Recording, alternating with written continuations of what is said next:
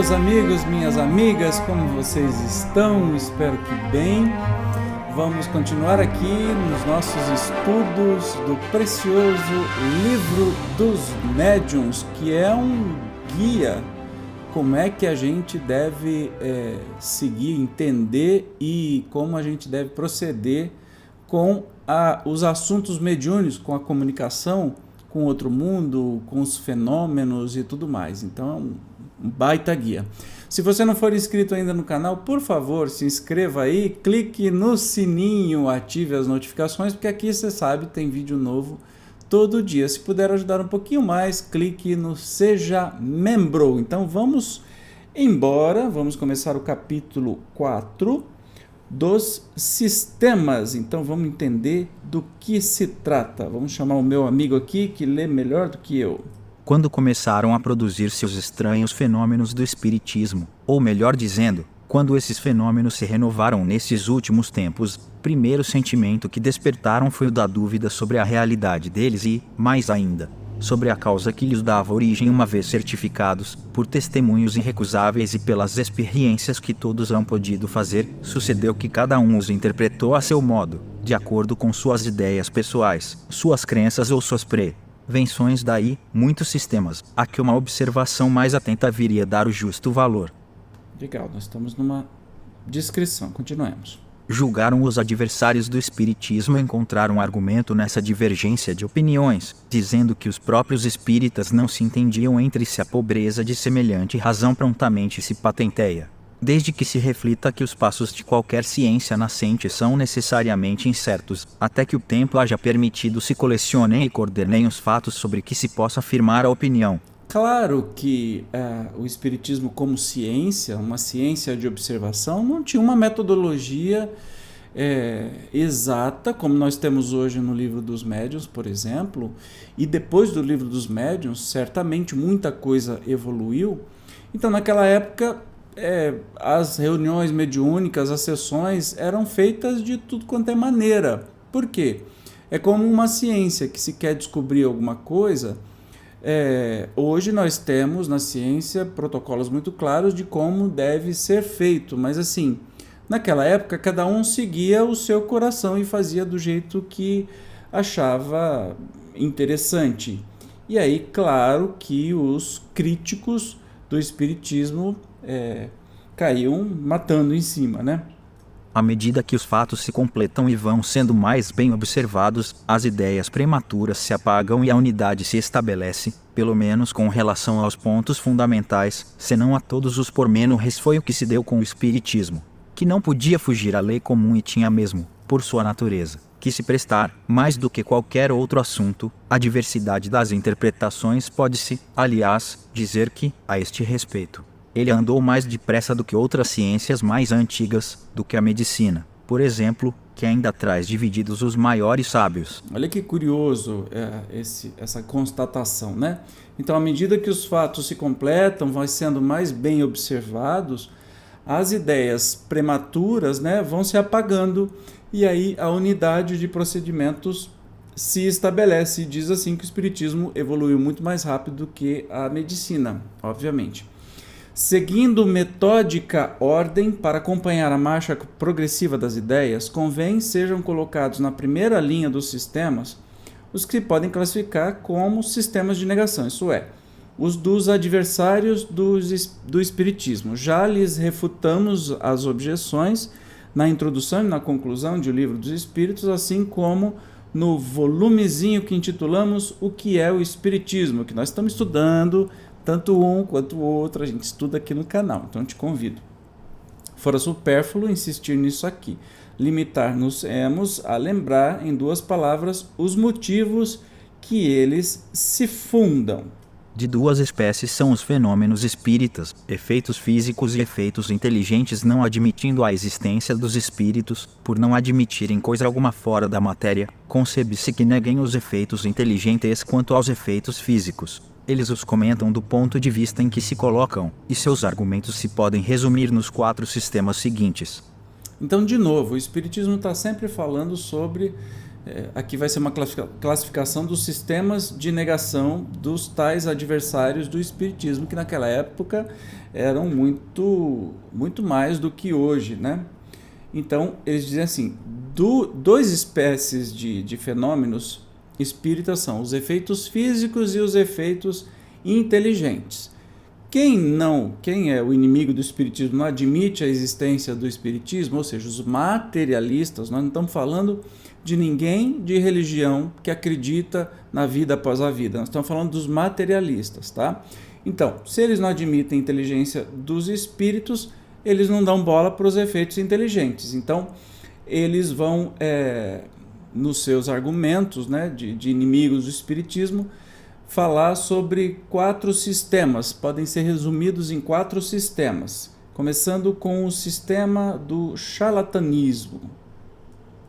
Entre os antagonistas do espiritismo, muitos atribuem aqueles efeitos ao embuste, pela razão de que alguns poderão ser imitados. Segundo tal suposição, todos os espíritas seriam indivíduos iludidos e todos os médiuns seriam enganadores. De nada valendo a posição, o caráter, o saber e a honradez das pessoas. Se isto merecesse resposta, diríamos que alguns fenômenos da física também são imitados pelos prestidigitadores, o que nada prova contra a verdadeira ciência demais. Pessoas a cujo caráter afasta toda a suspeita de fraude, e é preciso não saber absolutamente viver e carecer de toda a urbanidade para que alguém ouse vir dizer ali na face que são cúmplices de charlatanismo. Então a primeira coisa que os inimigos do espiritismo, aqueles que questionam e negam o espiritismo, é a questão do charlatanismo, que para eles todo mundo é embusteiro, todo mundo é charlatão, todo mundo, não importa se a pessoa é honrada, não importa o nível de comunicação, não importa nada.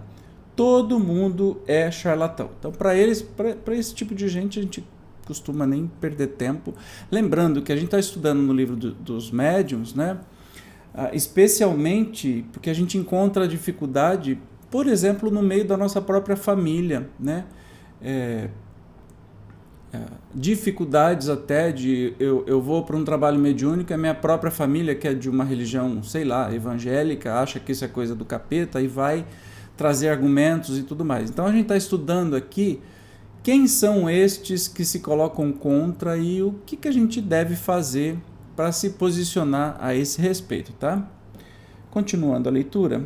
Num salão muito respeitável, um senhor, que se dizia bem educado, tendo-se permitido fazer uma reflexão dessa natureza, ouviu da dona da casa o seguinte: senhor, pois que não estáis satisfeito, a porta vos será restituído o que pagastes, e, com um gesto, lhe indicou o que de melhor tinha a fazer. Dever-se a por isso afirmar que nunca houve abuso para crê-lo, fora mister admitir-se que os homens são perfeitos, de tudo se abusa, até das coisas mais santas, porque não abusariam do espiritismo. Porém, o mau uso que de uma coisa se faça não autoriza que ela seja prejulgada desfavoravelmente para chegar-se à verificação, que se pode obter, da boa fé com que obram as pessoas. Deve-se atender aos motivos que lhes determinam o procedimento. O charlatanismo não tem cabimento onde não há especulação. Então, uma das coisas, né? Tem charlatanismo utilizando o nome de espiritismo? Tem, como em toda coisa. A gente não está o tempo todo tentando se prevenir de golpes financeiros, de golpe de história do bilhete premiado, de golpe de cirurgia plástica, de remédio milagroso, etc. e tal. Isso é humano. Então, óbvio que vai ter um charlatanismo também dentro do espiritismo. Ou melhor, que eles chamam de espiritismo, que nem de longe é, né? Mas a gente, claro, que tem que ter cuidado ao se julgar isso e ao entender o que é o quê, né? A gente sabe que temos pessoas muito sérias trabalhando e se dedicando voluntariamente ao espiritismo, assim como tem gente que está querendo tirar dinheiro dos outros. Cabe a gente entender o que é o espiritismo, estudar o espiritismo, para a gente não cair nesses golpes. Desculpem o meu leitor, eu não sei porque alguns documentos ele não respeita a pontuação. Por um motivo ou por outro, uma hora ele respeita, outra hora não, mas eu acho que dá para entender, né? Vamos continuar aqui no 39 agora, sistema da loucura. Lembra? Primeiro charlatanismo, tô falando que ele lê melhor que eu. E sistema da loucura agora. Alguns, por condescendência, concordam em pôr de lado a suspeita de embusque. Então, eles não acham que seja charlatão. Afirmam, então, que os que não iludem são iludidos, o que equivale a qualificá-los de imbecis. Quando os incrédulos se abstêm de usar de circunlóquios, declaram, pura e simplesmente, que os que creem são loucos, atribuindo-se a si mesmos, desse modo, sem cerimônias, o privilégio do bom senso. Esse argumento formidável dos que nenhuma razão plausível encontram para apresentar. Então, você não tem aqueles que não consideram que você é charlatão, porque você está do espiritismo, é que você é um tonto, um idiota que está delirando, né? O que será que é pior? Eu não sei, né? Vamos continuar aqui na leitura. Afinal, semelhante maneira de atacar se tornou ridícula, tal a sua banalidade, e não merece que se perca tempo em refutá-la. Acresce que os espíritas não se alteram com isso, tomam corajosamente o seu partido e se consolam, lembrando-se de que tem por companheiros de infortúnio muitas pessoas de mérito incontestável. Efetivamente, forçoso será convirem que essa loucura, se loucura existe, apresenta uma característica muito singular, a de atingir de preferência a classe instruída, em cujo seio conta o espiritismo, até o presente. A imensa maioria de seus adeptos, se entre estes algumas excentricidades se manifestam, elas nada provam contra a doutrina, do mesmo modo que os loucos religiosos nada provam contra a religião, nem os loucos e melômanos contra a música, ou os loucos matemáticos contra a matemática. Todas as ideias sempre tiveram fanáticos exagerados e é preciso se seja dotado de muito obtuso juízo para confundir a exageração de uma coisa com a coisa mesma. Então, a gente sabe que não é loucura e não tem que dar bola para isso. Para mais amplas explicações a esse respeito, recomendamos a leitura da nossa brochura, que é Espiritismo e o Livro dos Espíritos, né? E ele diz aqui, desde sempre, curioso, né, que o Espiritismo no seu nascimento ele teve grande participação da classe operária, e também aqui é uma coisa que as pesquisas nos indicam, que o Espiritismo tem em sua maior parte dos adeptos pessoas com um nível superior, um nível de escolaridade alto, né? O que torna essa teoria de que somos bobos, enganados, etc. e tal, cai por terra rapidinho. O próximo item aí que eles sempre falam é o sistema da alucinação. Outra opinião, menos ofensiva essa, por trazer um ligeiro colorido científico, consiste em levar os fenômenos à conta de ilusão dos sentidos. Assim, o observador estaria de muita boa fé, apenas julgaria ver o que não vê quando diz que viu uma mesa levantar-se e manter-se no ar, sem ponto de apoio. A verdade é que a mesa não se mexeu. Ele a viu no ar, por efeito de uma espécie de miragem, ou por uma refração, qual aqui nos faz ver, na água, um astro, ou um objeto qualquer, fora da sua posição real. Isto, a rigor, seria possível, mas os que já testemunharam fenômenos espíritas hão podido certificar-se do isolamento da mesa suspensa, passando por debaixo dela, o que parece difícil de se conseguir, caso o móvel não se houvesse despregado do solo por outro lado. Muitas vezes tem sucedido quebrar-se a mesa ao cair, dar-se a que também aí nada mais haja do que simples efeito de ótica. É muito doido isso, né? Esse negócio da alucinação, eu acho que é muito, muito doido. Não precisa nem falar nada, né? Ele está falando dos fenômenos, que o espiritismo ele se construiu em cima dos fenômenos no começo. Hoje em dia não é mais isso, porque não há mais a necessidade disso, né? Mas naquela época havia necessidade e as pessoas diziam que quem acreditava nisso é porque estava alucinado, estava vendo alucinação. Aí ele fala assim, as mesas girantes, né? As mesas subiam e as pessoas passavam debaixo dela. Isso é alucinação. E às vezes quando elas voltavam com força e se quebravam no chão. Isso também é alucinação? Muita bobagem, né? É fora de dúvida que uma causa fisiológica bem conhecida pode fazer que uma pessoa julgue ver em movimento um objeto que não se moveu, ou que suponha estar ela própria a mover-se, quando permanece imóvel.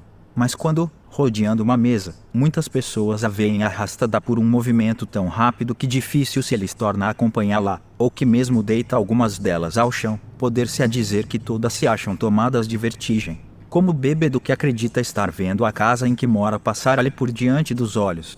Tem jeito, né? Sem comentário isso. E Por fim aqui, o sistema do músculo estalante, olha que curioso. Sistema do músculo estalante, sendo assim pelo que toca à visão, de outro modo não poderia ser pelo que concerne à audição quando as pancadas são ouvidas por todas as pessoas reunidas em determinado lugar, não há como atribuí-las razoavelmente a uma ilusão pomos de parte, está claro. Toda ideia de fraude supomos que uma atenta observação tenha verificado não serem as pancadas atribuíveis a qualquer causa fortuita ou material.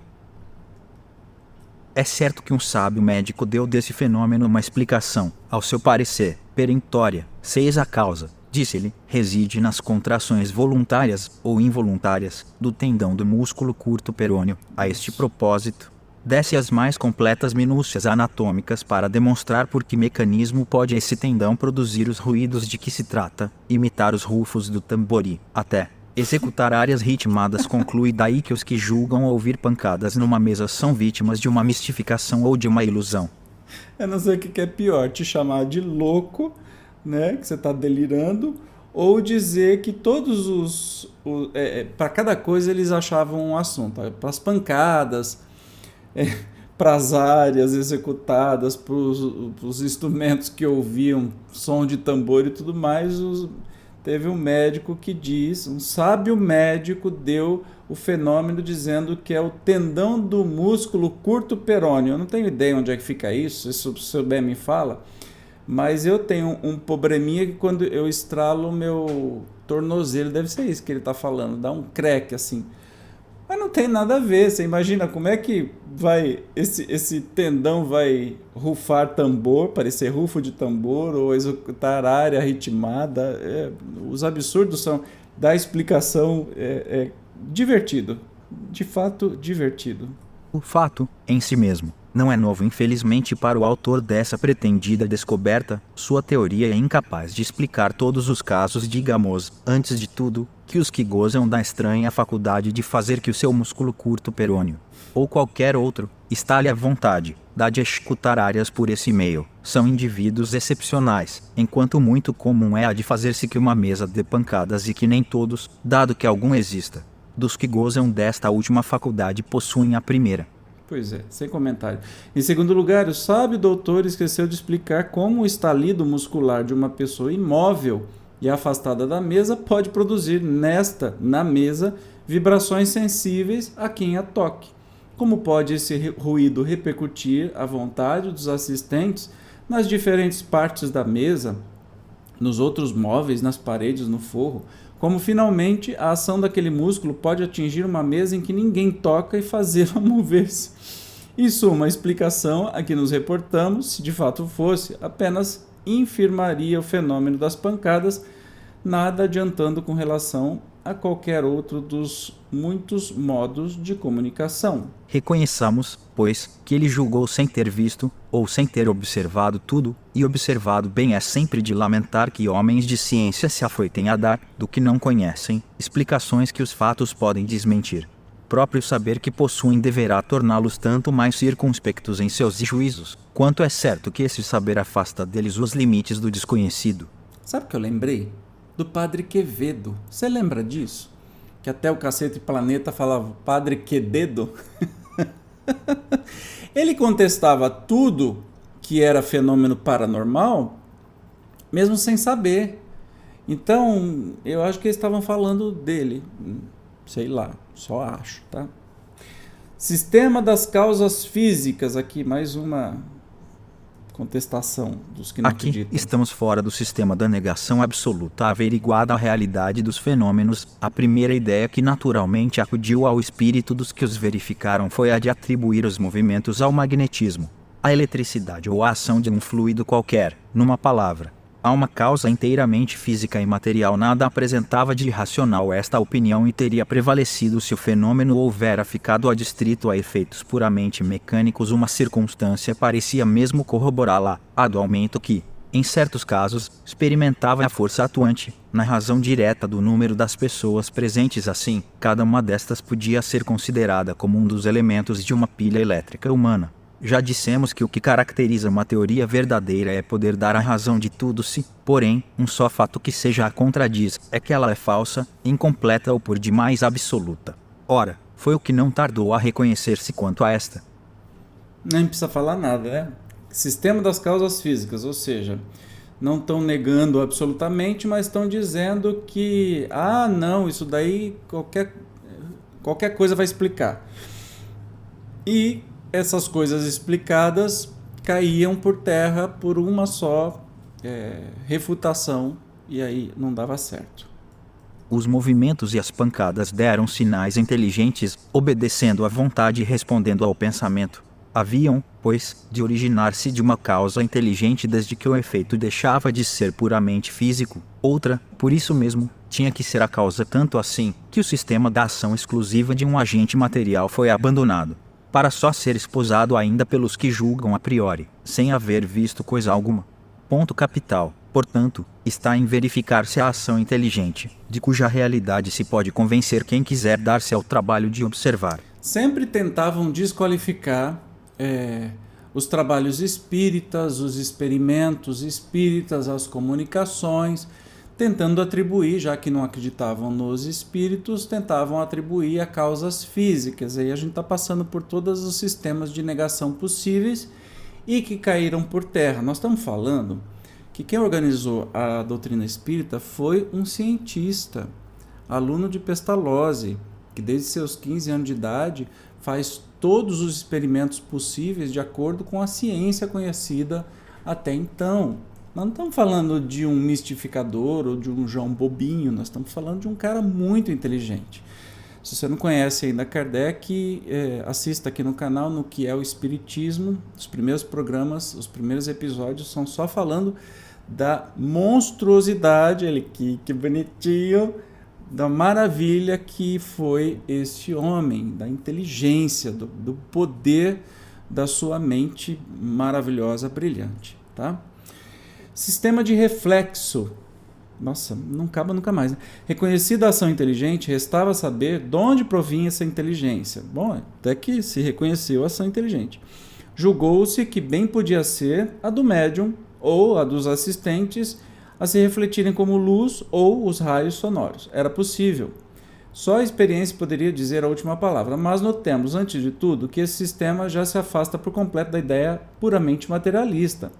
Para que a inteligência dos assistentes pudesse reproduzir-se por via indireta, preciso era se admitisse existir no homem um princípio exterior do organismo. Então, assim, se você não acredita nos espíritos e quer dizer assim, não, o que eles estão fazendo é transmissão de pensamento, é qualquer outra coisa, então você já está admitindo que existe algo mais e fora que existe no homem, certo?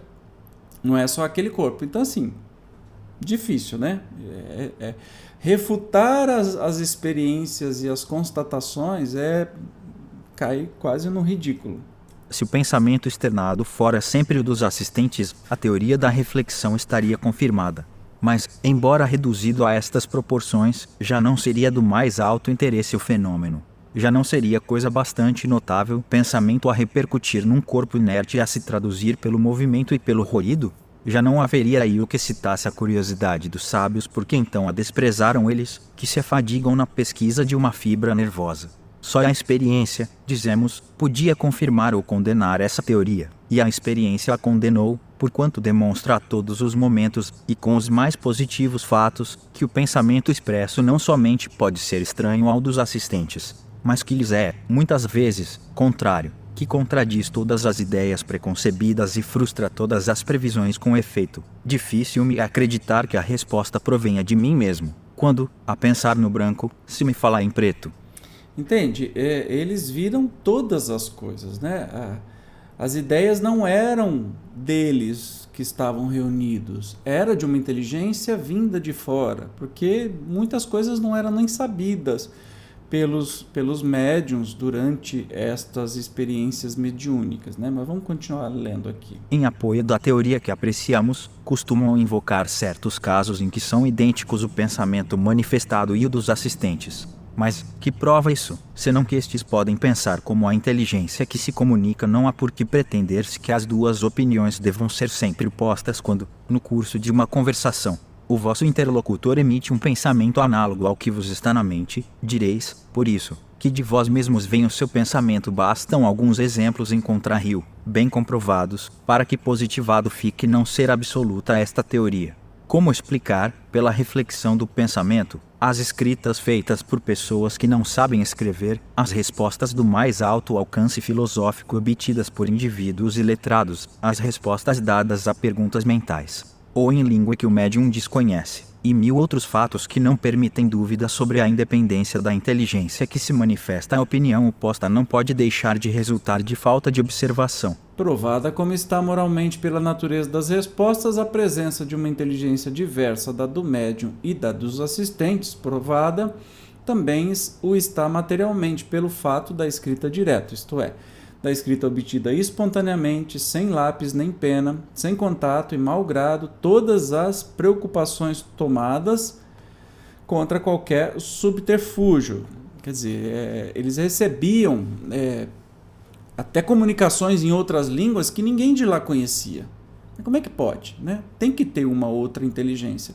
E mais, recebiam comunicações, que não é comum hoje em dia, em que estes escritos se faziam sozinhos, entre duas pedras, por exemplo, uma folha de papel entre duas pedras, hermeticamente fechadas, e que apareciam as escritas, e às vezes escritas dentro de uma cesta ou dentro de um objeto qualquer, que se ouvia até o lápis escrevendo, e não tinha lápis nenhum. Como é que é isso, né? Claro que não dá para contestar. O caráter inteligente do fenômeno não pode ser posto em dúvida. Logo, há nele mais alguma coisa do que uma ação fluídica depois, a espontaneidade do pensamento expresso contra toda a expectativa e sem que alguma questão tenha sido formulada não consente se veja nele um reflexo dos assistentes. Em alguns casos, o sistema do reflexo é bastante descortês quando, numa reunião de pessoas honestas, surge inopinadamente uma dessas comunicações de revoltante grosseria, fora desatencioso, para com os assistentes, pretender-se que ela haja provindo de um deles, sendo provável que cada um se daria pressa em repudiá-la. Eles pedem para ver o livro dos Espíritos na introdução, que realmente você tem médiuns e assistentes e pessoas cultas, educadas, e vem uma comunicação completamente ao contrário, com xingos e tudo mais. Claro que não podia vir deles, mas aí continuam estas tentativas de explicar que espírito não existe. Constitui uma variante Sistema da alma coletiva. Constitui uma variante do precedente. Segundo este sistema, apenas a alma do médium se manifesta, porém identificada com a de muitos outros vivos, presentes ou ausentes, e formando um todo coletivo, em que se acham reunidas as aptidões, a inteligência e os conhecimentos de cada um, conquanto a brochura em que esta teoria vem exposta se intitule A Luz. 7. Muito obscuro se nos afigura ao seu estilo, confessamos não ter logrado compreendê-la e dela falamos unicamente de memória. Em suma, como tantas outras, uma opinião individual, que conta poucos prosélitos pelo nome de Ematirpse. O autor designa o ser coletivo criado pela sua imaginação por epígrafe, tomou a seguinte sentença: nada há oculto que não deva ser conhecido. Esta proposição é evidentemente falsa, porquanto uma imensidade há de coisas que o homem não pode e não tem que saber. Bem presunçoso seria aquele que pretendesse devassar todos os segredos de Deus. Esse tal autor chamou uma alma coletiva nessa brochura, né, esse trabalho chamado A Luz, e que ele diz assim, está muito obscuro esse trabalho, que ninguém entendeu nada, e diz que essa alma coletiva atende pelo nome de Ematirpse. Gente, nem precisa falar nada, né? É muito doido essas teorias aí. O próximo é o sistema sonambúlico. Bom, o que ele falou aqui do sistema da alma coletiva é que não tem espírito, né? Não tem espírito, é que o médium capta o que todo mundo do planeta inteiro está pensando. O que é mais louco? O que é mais aceitável? Você saber que tem um espírito ali conversando com você, ou que tem uma pessoa com poderes mágicos de captar o que todo mundo sabe do planeta inteiro? Olha, doido, né? Sistema sonambúlico. Mais adeptos teve este, que ainda conta alguns. Admite como anterior que todas as comunicações inteligentes provêm da alma ou espírito do médium, ou seja, da pessoa.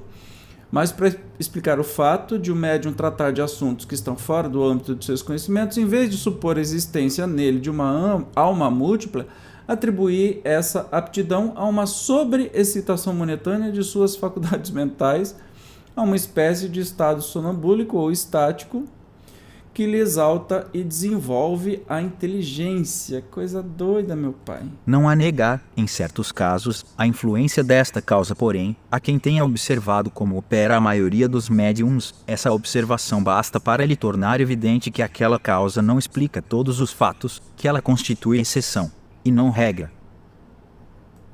Poder-se acreditar que fosse assim, se o médium tivesse sempre ar de inspirado ou de estático, aspecto que, aliás, lhe seria fácil aparentar perfeitamente, se quisesse representar uma comédia como, porém, se há de crer na inspiração. Quando o médium escreve como uma máquina, sem ter a mínima consciência do que está obtendo, sem a menor emoção, sem se ocupar com o que faz, distraído, rindo e conversando de uma coisa e de outra, concebe-se a sobreexcitação das ideias. Mas não se compreende possa fazer que uma pessoa escreva sem saber escrever e, ainda menos, quando as comunicações são transmitidas por pancadas ou com o auxílio de uma prancheta, de uma cesta.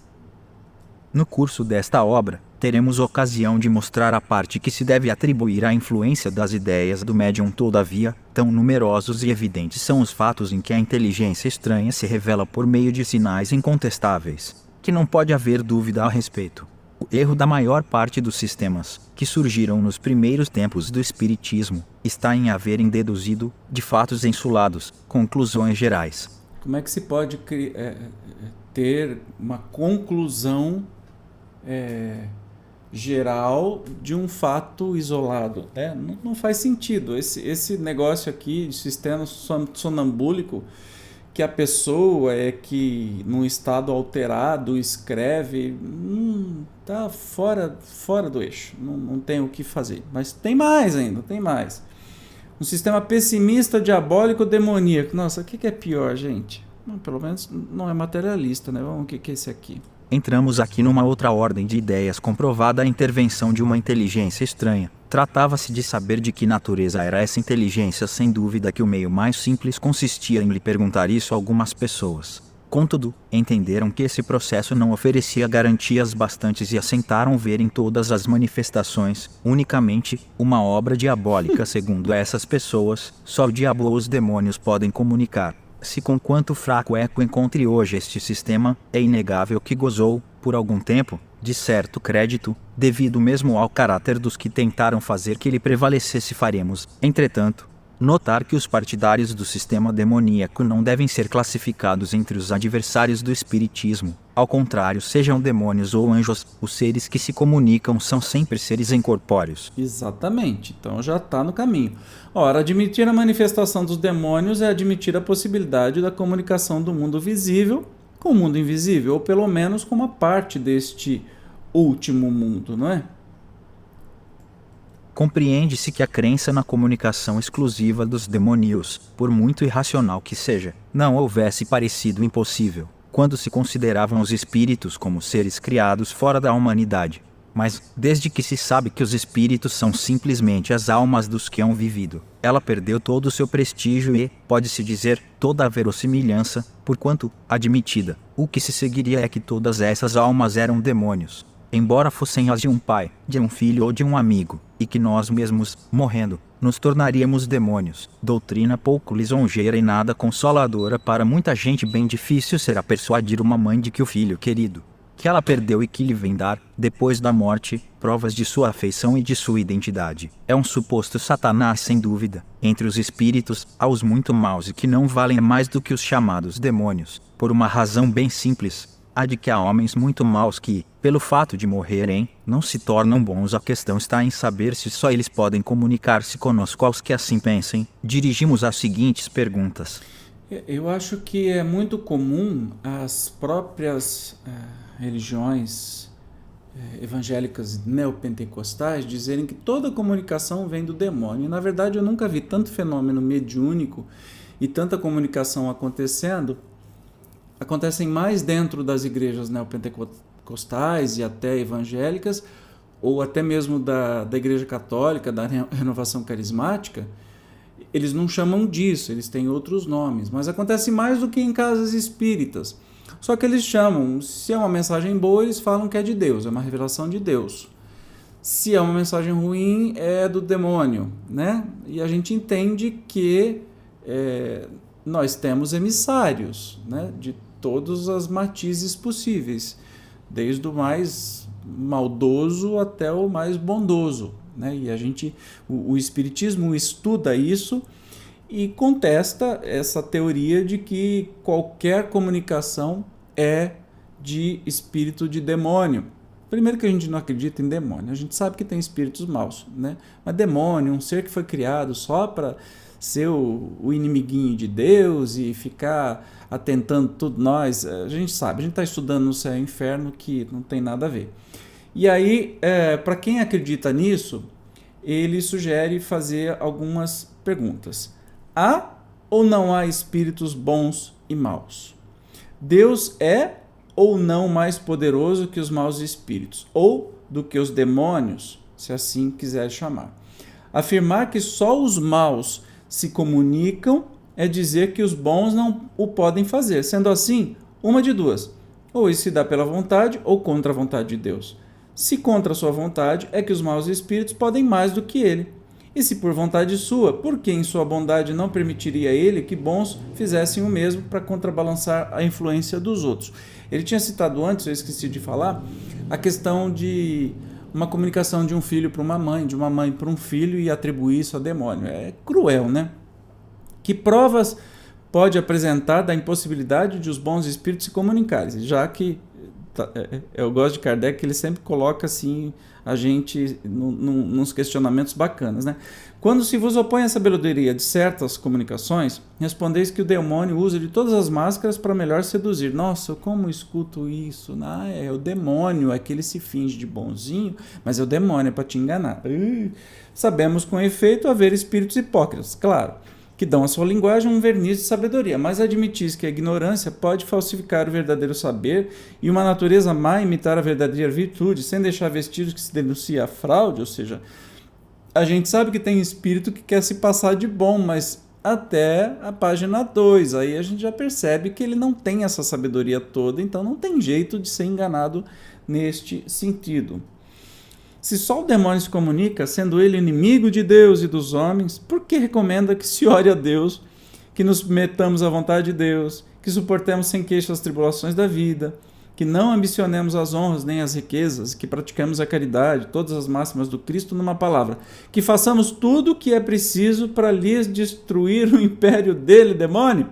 Se tais conselhos o demônio a quem os dá, forçoso será convir que, por muito manhoso que seja, bastante inábil ele, fornecendo armas contra si mesmo.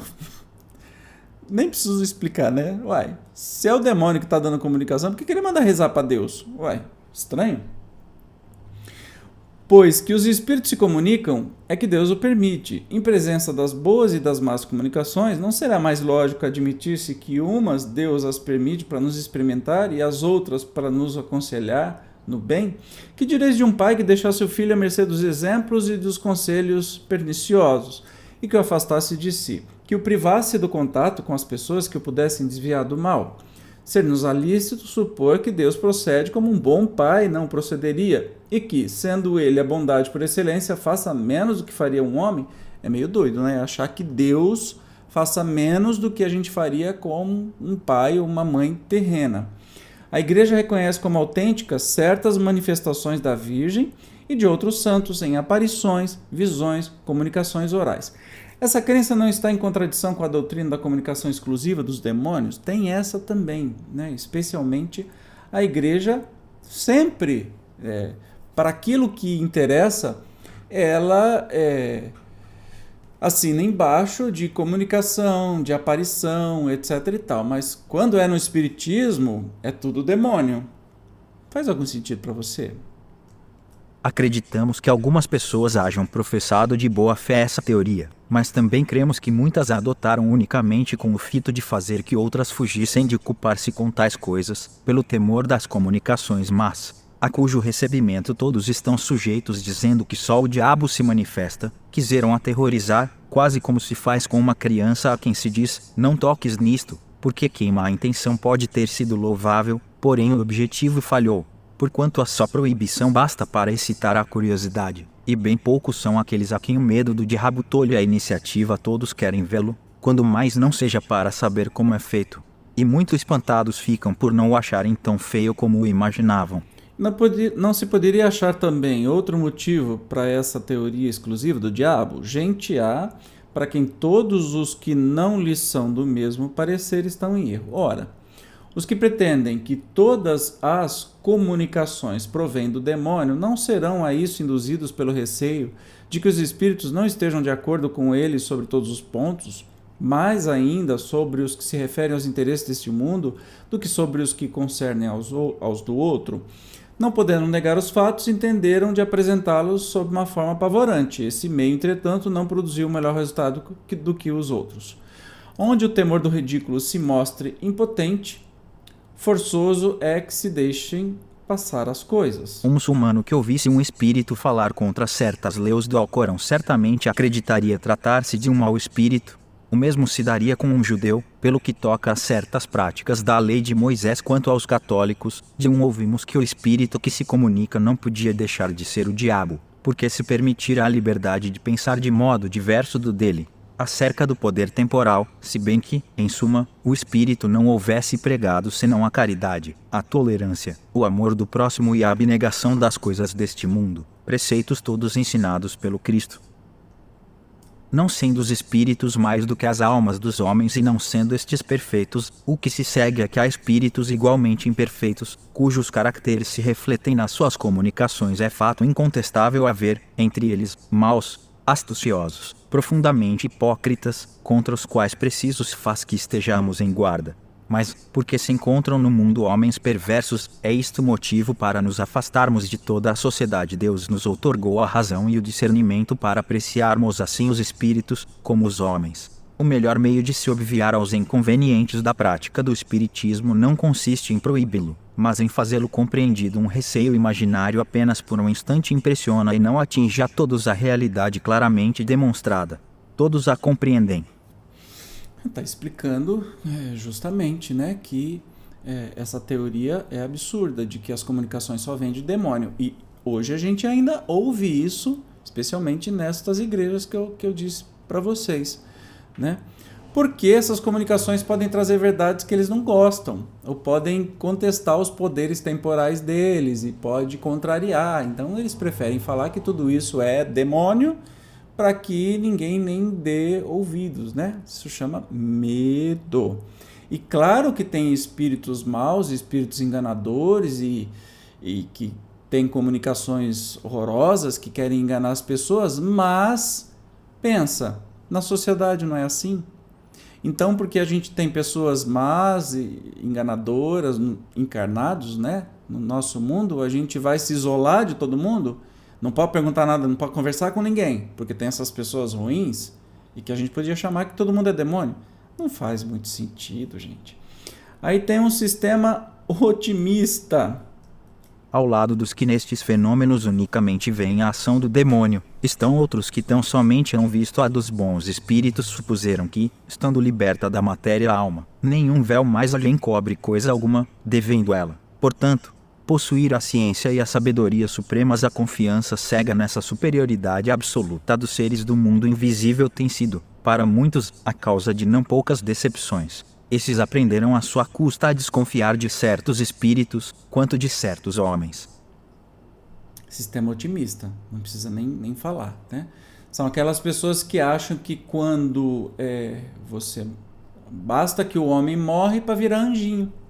Não, gente, a gente morre e continua sendo a mesma coisa, com os mesmos defeitos, as mesmas compreensões, né? Se alarga um pouco, claro que a gente volta para a vida espiritual, mas continuamos sendo nós mesmos. Não muda nada, não vira anjo, não vira um ser de luz, tá? Agora o sistema uniespírita, o monoespírita, curioso. Sistema uniespírita ou monoespírita, como variedade do sistema otimista, temos o que se baseia na crença de que um único espírito se comunica com os homens, sendo esse espírito Cristo. que é o protetor da terra diante das comunicações da mais baixa trivialidade, de revoltante grosseria, impregnadas de malevolência e de maldade, haveria profanação e impiedade em supor. Se que pudessem emanar do espírito do bem por excelência, se os que assim creem nunca tivessem obtido senão comunicações inatacáveis, ainda se lhes conceberia a ilusão à maioria deles, porém, concorda que tem recebido algumas muito ruins, o que explicam dizendo ser uma prova que o bom espírito sujeita, com lhes ditar coisas absurdas assim, enquanto uns atribuem todas as comunicações ao diabo, que pode dizer coisas excelentes para tentar. Pensam outros que só Jesus se manifesta e que pode dizer coisas detestáveis para experimentar os homens. Entre estas duas opiniões tão opostas, quem sentenciará? O bom senso e a experiência. Dizemos a experiência, por ser impossível que os que professam ideias tão exclusivas tudo tenham visto e visto bem. Já pensou isso? Gente, esse sistema, eu não sei o que é pior, esse sistema ou o sistema do diabo. Então tudo que é comunicação é dado por um espírito só, que é o de Jesus. Mesmo as comunicações horrorosas, mas é para testar. Não faz sentido algum, gente. Tem que fazer um malabarismo, né? Quando se lhes objeta com os fatos de identidade, que atestam, por meio de manifestações escritas, visuais ou outras, a presença de parentes ou conhecidos dos circunstantes, respondem que é sempre o mesmo espírito, o diabo, segundo aqueles. O Cristo, segundo estes, que toma todas as formas, porém, não nos dizem por que motivos outros espíritos não se podem comunicar, com que fim o espírito da verdade nos viria a enganar, apresentando-se sob falsas aparências, iludir uma pobre mãe, fazendo-lhe crer que tem ao seu lado o filho por quem derrama lágrimas. A razão se nega a admitir que o espírito, entre todo santo, dessa representar semelhante comédia demais, negar a possibilidade de qualquer outra comunicação não importa em subtrair ao espiritismo o que este tem de mais suave, a consolação dos aflitos. Digamos, pura e simplesmente, que tal sistema é irracional e não suporta exame sério. Irracional, não tem nem o que falar, né? Esse tal sistema. Aí tem um outro sistema ainda, que é um sistema multi-espírita ou poliespírita. Sistema multi-espírita ou poliespírita, todos os sistemas a que temos passado em revista, sem excetuar os que se orientam no sentido de negar, fundam-se em algumas observações, porém incompletas ou mal interpretadas. Se uma casa for vermelha de um lado e branca do outro, aquele que a houver visto apenas por um lado afirmará que ela é branca, outro declarará que é vermelha. Ambos estarão em erro e terão razão. No entanto, aquele que a tenha visto dos dois lados dirá que a casa é branca e vermelha, e só ele estará com a verdade. O mesmo sucede com a opinião que se forme do espiritismo. Pode ser verdadeira, a certos respeitos, e falsa, se generalizar o que é parcial, se tomar como regra o que constitui exceção. Como todo que é apenas a parte. Por isso dizemos que quem deseja estudar esta ciência deve observar muito e durante muito tempo. Só o tempo lhe permitirá aprender os pormenores, notar os matizes delicados, observar uma imensidade de fatos característicos, que lhes serão outros tantos raios de luz. Porém, se detiver na superfície, expõe-se a formular juízo prematuro e, conseguintemente, errôneo. O Kardec é maravilhoso nos exemplos que ele dá, né? Se uma casa é pintada de vermelha de um lado, branca de outro, se você não vê a casa inteira, você vai errar. Então é a mesma coisa para o espiritismo. Tem que se estudar profundamente para poder entender de fato. Eis aqui as consequências gerais deduzidas de uma observação completa e que agora formam a crença, pode-se dizer, da universalidade dos espíritas, visto que os sistemas restritivos não passam de opiniões insuladas ou isoladas. Os fenômenos espíritas são produzidos por inteligências extracorpóreas, às quais também se dá o nome de espíritos. Perfeito de entender, né? Os espíritos constituem o mundo invisível, estão em toda parte, povoam infinitamente os espaços, temos muitos, de contínuo, em torno de nós, com os quais nos achamos em contato. Isso está definindo o que a doutrina espírita acredita ou traz as revelações, né? Os espíritos reagem incessantemente sobre o mundo físico e sobre o mundo moral e são uma das potências da natureza. Eu não vou ficar explicando porque não tem nem o que explicar, isso aqui são conceitos muito sólidos. Os espíritos não são seres à parte dentro da criação, mas as almas dos que hão vivido na terra, ou em outros mundos, e que despiram invólucro corpóreo, donde se segue que as almas dos homens são espíritos encarnados e que nós, morrendo, nos tornamos espíritos. Há espíritos de todos os graus de bondade e de malícia, de saber e de ignorância. Como no mundo, né? Todos estão submetidos à lei do progresso e podem todos chegar à perfeição, mas, como têm livre arbítrio, lá chegam em tempo mais ou menos longo, conforme seus esforços e vontade. São felizes ou infelizes, de acordo com o bem ou o mal que praticaram durante a vida e com o grau de adiantamento que alcançaram a felicidade perfeita e sem mescla é partilha unicamente dos espíritos que atingiram o grau supremo da perfeição. Todos os espíritos, em dadas circunstâncias, podem manifestar-se aos homens, indefinido é o número dos que podem comunicar-se. Os espíritos se comunicam por médiuns, que lhes servem de instrumentos e intérpretes. Reconhecem-se a superioridade ou a inferioridade dos espíritos pela linguagem que usam. Os bons só aconselham o bem, só dizem coisas proveitosas. Tudo neles lhes atesta a elevação. Os maus enganam e todas as suas palavras trazem o cunho da imperfeição e da ignorância. Os diferentes graus por que passam os espíritos se acham indicados na escala espírita, que está na parte 2 do Livro dos Espíritos, capítulo 1, questão 100. A gente já estudou isso aqui no canal, você pode procurar que vai ter. O estudo dessa classificação é indispensável para se apreciar a natureza dos espíritos que se manifestam, assim como suas boas e más qualidades. E como é que se sabe tudo isso no espiritismo? Experimentação, gente. Experimentação, lógica, rigor, teste, né? Ver o que está acontecendo, confirmar depois. É assim que se construiu a doutrina espírita. E você viu que legal? Esses 10 itens aí que deixam muito claro o que é de fato, caindo por terra tudo aquilo que as pessoas questionam, né? Vamos ver agora, sistema da alma material. Consiste apenas numa opinião particular sobre a natureza íntima da alma. Segundo esta opinião, a alma e o perispírito não seriam distintos uma do outro, ou melhor, o perispírito seria a própria alma, a se depurar gradualmente por meio de transmigrações diversas, como o álcool se depura por meio de diversas destilações, ao passo que a doutrina espírita considera o perispírito simplesmente como um envoltório fluídico da alma, ou do espírito, sendo matéria o perispírito, se bem que muito etérea. A alma seria de uma natureza material mais ou menos essencial, de acordo com o grau da sua purificação. Então, claro que o espiritismo, a gente estuda aqui no canal também, o perispírito, além de estudá-lo no próprio Livro dos Espíritos, que a gente já passou por isso, que o perispírito é o corpo espiritual da alma, ou daquilo que nós somos, né? A gente tem um corpo espiritual, chama-se perispírito, então não tem jeito de ser a alma material. O princípio inteligente não é material. Este sistema não infirma qualquer dos princípios fundamentais da doutrina espírita, pois que nada altera com relação ao destino da alma. As condições de sua felicidade futura são as mesmas, formando a alma e o perispírito um todo. Sob a denominação de espírito, como o germe e o perisperma formam sob a de fruto, toda a questão se reduz a considerar homogêneo o todo, em vez de considerá-lo formado de duas partes distintas.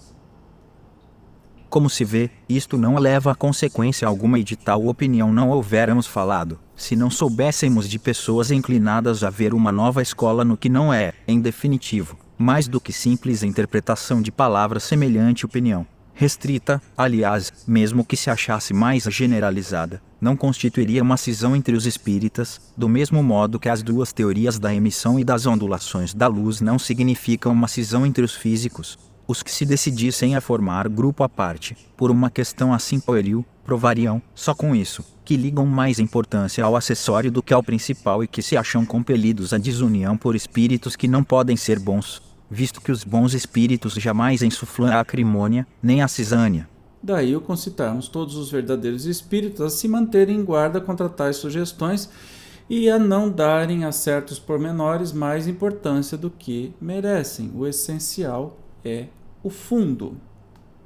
Essa diferença aí é bobagem. O que eles estão falando não tem nenhuma importância para o espiritismo. Julgamo-nos, entretanto, na obrigação de dizer algumas palavras acerca dos fundamentos em que repousa a opinião dos que consideram distintos a alma e o perispírito. Ela se baseia no ensino dos espíritos, que nunca divergiam a esse respeito. Referimos-nos aos esclarecidos, porquanto, entre os espíritos em geral, muitos aqui não sabem mais, que sabem mesmo menos do que os homens. Ao passo que a teoria contrária é de concepção humana. Não inventamos, nem imaginamos o perispírito. Para explicar os fenômenos, sua existência nos foi revelada pelos espíritos e a experiência nos-la confirmou. O Livro dos Espíritos, questão 93. Apoia-se também no estudo das sensações dos espíritos. O Livro dos Espíritos, questão 257, e, sobretudo, no fenômeno das aparições tangíveis, fenômeno que, de conformidade com a opinião que estamos apreciando, implicaria a solidificação e a desagregação das partes constitutivas da alma e, pois, a sua desorganização. Ele está falando aí sobre o que a gente já estudou aqui no canal, questão 93, a questão 257, especificamente sobre o perispírito, e ele está falando o porquê que a alma a alma não é material, a alma e perispírito junto não é uma coisa só, enfim. Fora mister, além disso, admitir-se que esta matéria, que pode ser percebida pelos nossos sentidos, é, ela própria, princípio inteligente, o que não nos parece mais racional do que confundir o corpo com a alma, ou a roupa com o corpo quanto à natureza íntima da alma. Essa desconhecemos-la quando se diz que a alma é imaterial, deve-se entendê-lo em sentido relativo, não em sentido absoluto, por isso que a imaterialidade absoluta seria um nada. Ora, a alma, ou espírito, são alguma coisa. Qualificando-a de imaterial, quer-se dizer que sua essência é de tal modo superior que nenhuma analogia tem com o que chamamos matéria e que, assim, para nós, ela é imaterial. O Livro dos Espíritos, questões 23 e 82. Pois é. Então, é a mesma coisa, né? Que você falar que o perispírito e a alma é uma coisa só. Você dizer que a roupa que eu estou usando e o meu corpo são uma coisa só. Os exemplos são maravilhosos, né? E aí conclui o estudo de hoje, que está grande, né? Mas enfim, está acabando. Força aí. Vamos concluir aqui com a questão número 51. Eis aqui a resposta que, sobre este assunto, deu a um espírito. O que uns chamam perispírito não é senão o que outros chamam envoltório material fluídico. Direi, de modo mais lógico, para me fazer compreendido, que esse fluido é a perfectibilidade dos sentidos, a extensão da vista e das ideias. Fala aqui dos espíritos elevados quanto aos espíritos inferiores. Os fluidos terrestres ainda lhes são de todo inerentes, logo, são, como vedes, matéria. Daí os sofrimentos da fome, do frio, etc. Sofrimentos que os espíritos superiores não podem experimentar, visto que os fluidos terrestres se acham depurados em torno do pensamento, isto é, da alma. Esta, para progredir, necessita sempre de um agente. Sem agente, ela nada é. Para vós, ou melhor, não a podeis conceber. O perispírito, para nós outros espíritos errantes, ou seja, os que ficam na erraticidade ou no mundo espiritual, é o agente por meio do qual nos comunicamos convosco, quer indiretamente pelo vosso corpo ou pelo vosso perispírito, quer diretamente pela vossa alma, donde infinitas modalidades de médiuns e das comunicações. Só abrindo um parênteses aqui, como é o Livro dos Espíritos, eles estão aprofundando o tema que já foi estudado no Livro dos Espíritos sobre o perispírito. Então eles vêm confirmar aqui a natureza, etc. e tal. Eu não vou entrar a fundo neste assunto, porque a gente já tem um programa que chama Perispírito, que a gente estuda profundamente estas qualidades de acordo com as obras fundamentais. Agora o ponto de vista científico, ou seja, a essência mesma do perispírito, isso é outra questão. Compreender primeiro moralmente resta apenas uma discussão sobre a natureza dos fluidos, coisa por ora inexplicável. A ciência ainda não sabe bastante, porém lá chegará, se quiser caminhar com o espiritismo. Perispírito pode variar e mudar ao infinito. A alma é um pensamento, não muda de natureza. Não vades mais longe, por este lado, trata-se de um ponto que não pode ser explicado. Supondes que, como vós, também eu não perquiro, vós pesquisais o perispírito, nós outros, agora, pesquisamos a alma. Esperai, pois, lamenais. Lamané falou uma coisa muito legal. Vocês acham, um espírito mais evoluído, vocês acham que é só vocês que estão questionando, perquirindo, né? Aprendendo? Nós também. Vocês estão aprendendo sobre o perispírito, que pra gente é um óbvio, porque eles sabem muito bem. nós estamos pesquisando sobre a alma e a gente ainda não tem um resultado do que é a alma, mas estamos pesquisando. Não é lindo isso? Não tem fim o nosso conhecimento. E agora, para finalizar, de fato, vamos ver até aqui. Assim, espíritos, que podemos considerar adiantados, ainda não conseguiram sondar a natureza da alma como poderíamos nós fazê-lo portanto, perder tempo querer perscrutar o princípio das coisas que, como foi dito em O Livro dos Espíritos, questões 17 e 49, está nos segredos de Deus pretender esquadrinhar, com o auxílio do Espiritismo, o que escapa à alçada da humanidade desviá-lo do seu verdadeiro objetivo. É fazer como a criança que quisesse saber tanto quanto o velho aplique o homem ao espiritismo em aperfeiçoar-se moralmente, eis o essencial. O mais não passa de curiosidade estéril e muitas vezes orgulhosa, cuja satisfação não o faria adiantar um passo. O único meio de nos adiantarmos consiste em nos tornarmos melhores. Os espíritos que ditaram o livro que lhes traz o nome demonstraram a sua sabedoria, mantendo-se, pelo que concerne ao princípio das coisas, dentro dos limites que Deus não permite sejam ultrapassa e deixando aos espíritos sistemáticos e presunçosos a responsabilidade das teorias prematuras e errôneas, mais sedutoras do que sólidas, e que um dia virão a cair ante a razão, como tantas outras surgidas dos cérebros humanos. Eles, ao justo, só disseram que era preciso para que o homem compreendesse o futuro que o aguarda e para, por essa maneira, animá-lo à prática do bem. Vede, aqui, adiante, na segunda parte, o capítulo 1, da ação dos espíritos sobre a matéria. Olha que interessante que eles falam, né? Que o Espiritismo ele não tem a missão de esquadrinhar todos os segredos do universo. Então quem acha que o Espiritismo tem que responder tudo, está errado, porque esse não é o objetivo, né?